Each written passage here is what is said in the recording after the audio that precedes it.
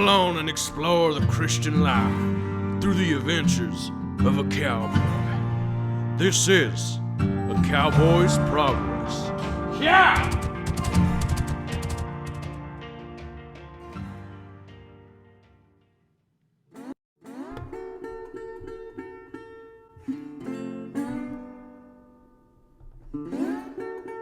Last week, if you remember, Christian had spent some time at the beautiful ranch house on top of the mountain he had climbed. After saying goodbye to the people at the house, Christian set off and walked down the other side of the mountain and into the Valley of Humiliation. He tried to go carefully down the steep path leading into the valley, but he did slip a couple of times on the way down. The valley was very peaceful and the type of place where a cowboy could live forever in. The cattle were grazing on the fresh green grass. Yellow daisies blinked brightly under the clear sunshine, and birds cheerily sang in the lush trees. But all of this suddenly was put out of his mind, for immediately in front of him, Christian saw a horrible outlaw, breathing heavily and roaring loudly. Bah! How dare you try to escape from my land? What land are you speaking of? I am the boss outlaw of all this land, and I own the entire town of destruction, the ranches, and the people who live there. You're trying to escape from me, and I won't let you. Christian looked around, but he knew that if he tried to run away from the outlaw, he would chase him down and kill him. You did own me once, but I have a new boss now, the prince who has saved me and brought me into his kingdom. You were a slave master and would rather have seen me dead. But you belong to me. Everything in this land belongs to me. Then Apollyon, for that was his name, suddenly started talking as nicely as he could. Look, if you come back and serve me in my land, then I'll give you all the money you want. I'll even give you your own bank. I will give you a large ranch with hundreds of workers. You are a liar. You only wish to have me back as your slave. I was your slave at one time, but no longer. I serve my master the prince now, so if you will not let me go through, then you should prepare to fight. So the two began to fight, and such a battle has never been seen before. Apollyon was a dead shot with his bolts, and if Christian had not had a quick eye and nimble feet and God to guide his steps, then he would have undoubtedly been killed right there on the spot, though he was wounded a couple of times. He remembered the six-shooter that the rancher on top of the hill had given him, so he pulled it out and carefully aimed a shot, and another, until he had one shot left.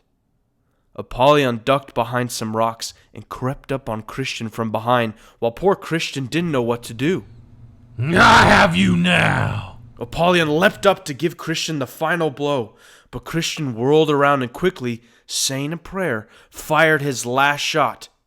Apollyon roared and kicked, and then ran off with these words. This isn't the last you've seen of me. I'll come back, and I'll destroy you. Well, Christian sat down to bandage his injuries, when who should come out of the side but Mr. Worldly Wise Man. Just came in on the afternoon train. A true gentleman would never ride anything else, you know. Say, you look like you've been through some difficulties. Well, I could have told you that this was far too difficult for what it's worth. Now, if you would have taken my advice, you'd have gone around the easy way, avoided this Apollyon fellow altogether. I could show you the easy and safe way to get to the Great Western City, or GWC as I would like to call it, and if you'll just, ooh. He scurried away when he saw Christian getting annoyed and reaching for his pistol. Well, I'll just be, going now. You should, heed my advice. Christian straightened his gun belt and lowered his hat over his eyes. The sun was setting after the battle, and he needed to be on his journey, so he trumped along the dusty path. Up ahead, a man, Mr. Contrary, was running toward him at full speed. No. Christian grabbed him by the shoulders. No, what? No, don't go in there. No, let go of me. No, I'm too frightened. No, it's not worth the danger. No, I won't go through the valley of the shadow of death. No, no, no, no, no!" And he ran off into the distance. Christian knew that there were dangers, and he knew that Mr. Worldly Wise Man had said there was an easier way, yet he knew also that he should stay on the path. So he hunched over and went cautiously into the valley. It was rather dark and scary. Nighttime had come, and Christian could hardly see his hand in front of him. He almost lost his footing, and when he looked, he saw a cliff on the right side that looked like it went down forever, and on the left hand he could see a vast pit filled almost to the brim with rattlesnakes. One of them snapped at Christian as he walked past, and he had to be extremely careful not to fall into the one side or the other and die. As he went, a wicked ghost came up, one of the spirits from the deep, and began whispering horrible things in his ears. He heard the whispering in his ear, but he didn't know if it was something around him or if those terrible thoughts were coming from his own head. His gun was of no use against something like that, and he held his hands in his head, trying to shut it out. Finally, he remembered that in such times when he had bad thoughts, he should turn to prayer and ask God to help him through these thoughts and temptations. Soon the spirit left him, and he walked on in silence. There were so many traps and pits and horrible things that it is a wonder that Christian made it through alive, and he would never have if God had not been with him. At last he could see the light of morning behind him and the end of the valley ahead of him. Oh, light! Wait, what's that? In the distance, he could hear someone else speaking. He didn't know if it was a friend or an outlaw, but he was desperate to see another person besides himself, so he ran forward and saw another cowboy traveling along the road.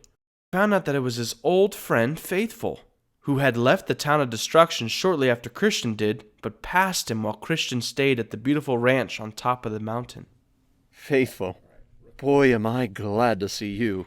Howdy, Christian. It's good to see you too. They began to talk for a while of all the troubles and dangers they had been through, and to recount how safely they had been kept through it all. Before too long, Sheriff Shepherd also came up and began to speak with the two. "I'm glad to see you are still on the true path, Christian, and that you now have a good companion. But there are many more troubles ahead of you, especially coming up at Dodge City. They have many worldly attractions in this town, and many a good man has been caught up in all of the festivities, which ended up as a trap to him, and never got out. Can you tell us what will happen to us, sir? Well, one of you, or even both of you, will have to die for what you believe in. Are you ready to do that?" Yes. They were ready to die, and after a farewell to Sheriff Shepherd, they walked into the town.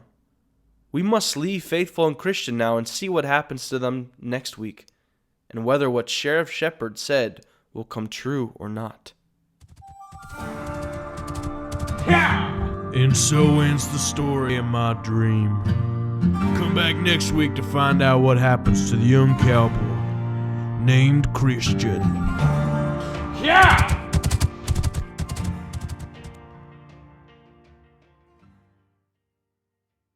Hello, thanks for joining us again today. In this episode, Christian had to go through some things that were very difficult and even kind of scary, but he kept going even though it was tough. This represents what the Bible describes as perseverance. Perseverance is when you keep going even though it's hard. Imagine that you're running a race. At the beginning, it's fairly easy, you can run well, but as you keep going, your legs start to hurt, it's hard to breathe, and you want to stop. When you persevere, you keep going until you reach that finish line. In our story, cowboy Christian had to go through some really hard things, but he found strength to keep going. This helps you to understand that God will give you strength to keep going too. You see, when you become a Christian, it doesn't mean that you will never go through hard things. You will. But God has promised never to leave you. He'll be with you every step of the way. I like the way Psalm 23 puts it. Even though I walk through the valley of the shadow of death, I will fear no evil, for you are with me. Christian had to learn this as well. When he walked through that valley of the shadow of death, he went through a place where there was a pit of rattlesnakes on one side, and on the other side of the path there was a steep cliff. But he found strength in God's promises. Christian also had to fight against the boss outlaw. This enemy came at Christian, shooting fiery arrows at him. He was trying to turn Christian around so that he would be scared and go back to the town of destruction. Christian also had to face a wicked spirit who came and tempted him with all sorts of bad thoughts. These things remind us that the enemy, Satan, wants to scare you too. He tempts you to turn aside from following after Jesus. We're warned about this in our memory verse for today. 1 Peter says, be on the alert. Our adversary, the devil, prowls about like a roaring lion, seeking whom he may devour. Did you hear that? Satan, or the devil, is compared to a roaring lion who's prowling around, looking for someone to chew up and swallow. That means that we need to be on the alert. We need to be watchful. But you don't need to be afraid, because Jesus is stronger than Satan. If Jesus is your Savior, you don't have to be afraid of anything that the devil does. The devil can't do anything to take you away from God. And Jesus has promised to give you strength to keep going to the end. Our story tells about 4 things that God gives you to help you to persevere.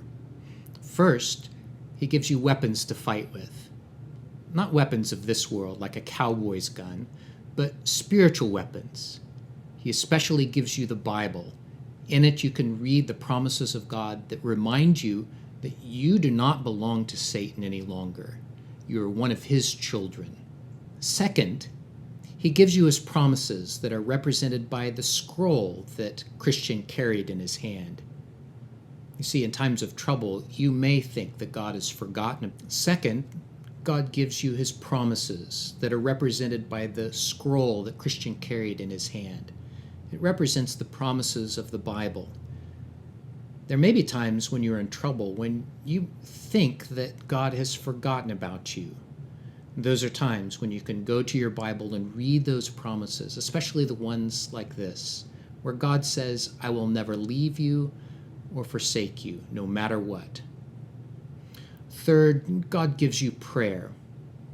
We heard how Christian prayed in the valley of the shadow of death. The wicked spirit came against him, and he asked God to give him help.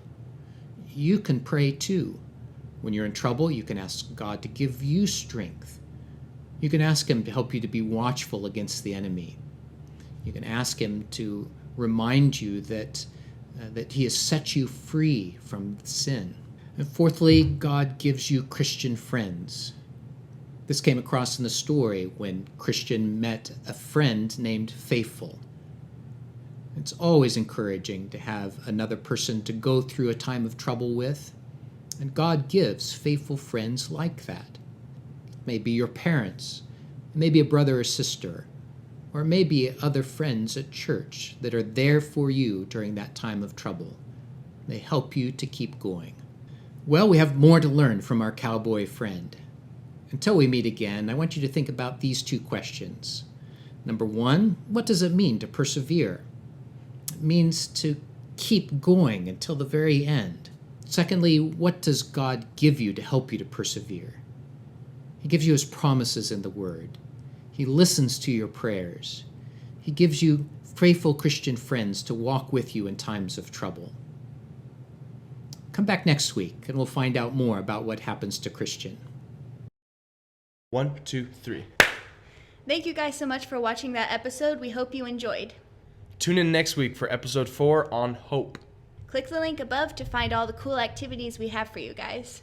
We've got games, we've got Bible verses, we've got recipes you can do. Here's an example of one of the games you can play.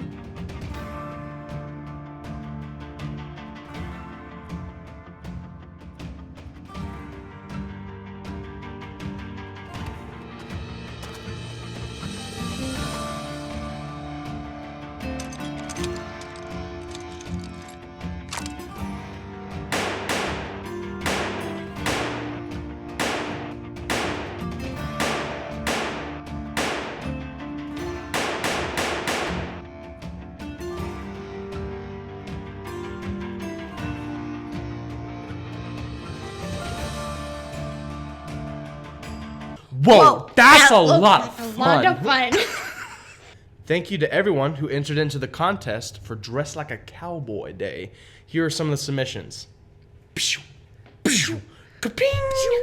Wow. Thanks so much for tuning in. We hope to see you guys next week. Bye. Wait, what was our contest for the week? Oh, right. It's Crazy Hair Day! That's right. Send us a photo of you and your family with crazy hair. Here's some examples of that in the past. Wow. Whoa! See you guys next week. Bye.